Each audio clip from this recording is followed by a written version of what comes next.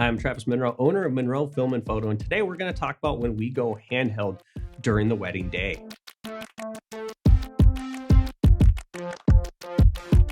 So going handheld has a lot of great things that you can do and gives you a lot of freedom, as well as kind of takes people at ease when they don't feel like that they have to perform in front of the camera. The biggest thing for shooting handheld though is that you need to be shooting at 4K 60 frames a second.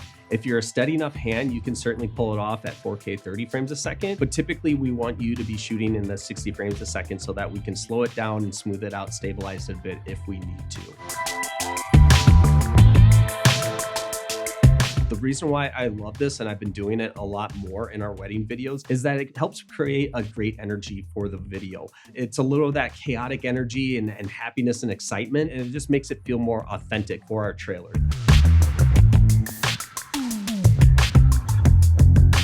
The first time is going to be in the getting ready. 99% of the time, I'm going to say use a gimbal for getting ready, but sometimes you're in a scenario where it's a small, tight space. You only have 10, 15 minutes, and really it just doesn't make sense to break out that gimbal and get it set up. Then I will go handheld. This is critical though, that you have a really steady hand and you're getting those nice, steady shots. The big key to that is that you're going to be shooting at probably a 35 millimeter.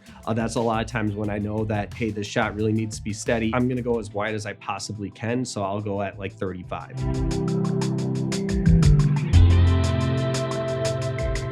The next time that I'm going to go handheld is when the bridal party and formal photos start to happen. So as I explained in our gimbal video, I'm going to be shooting gimbal shots of the bride and groom just by themselves. But then once the bridal party comes in, then that's when things can get a little more chaotic and fun. So I'm going to go handheld in those situations. I'm going to be constantly working around the photographer, but I'm also not going to be afraid to get right up next to her as well. The whole purpose of getting these shots is not to just replicate what the photographer is doing. I'm trying to get all those emotions that are happening in between, or maybe even during the photos. And that's where having a nice zoom lens, like I like to shoot all the way up to 105 on this guy at f4, just zooming in, out, constantly changing my shot. It just feels a lot more natural that way and a lot easier to capture as well.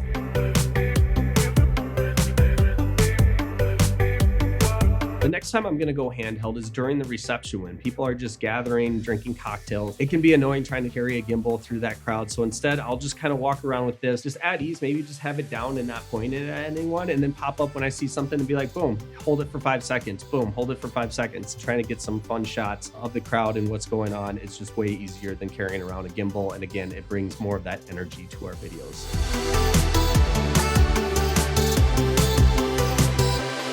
Finally, I'm going to go handheld during the dances. People are just on the dance floor having a good time because people are dancing and really moving around. Being able to move around quickly and adapt to what's happening and what's going on, it's going to add that creativeness to our wedding videos.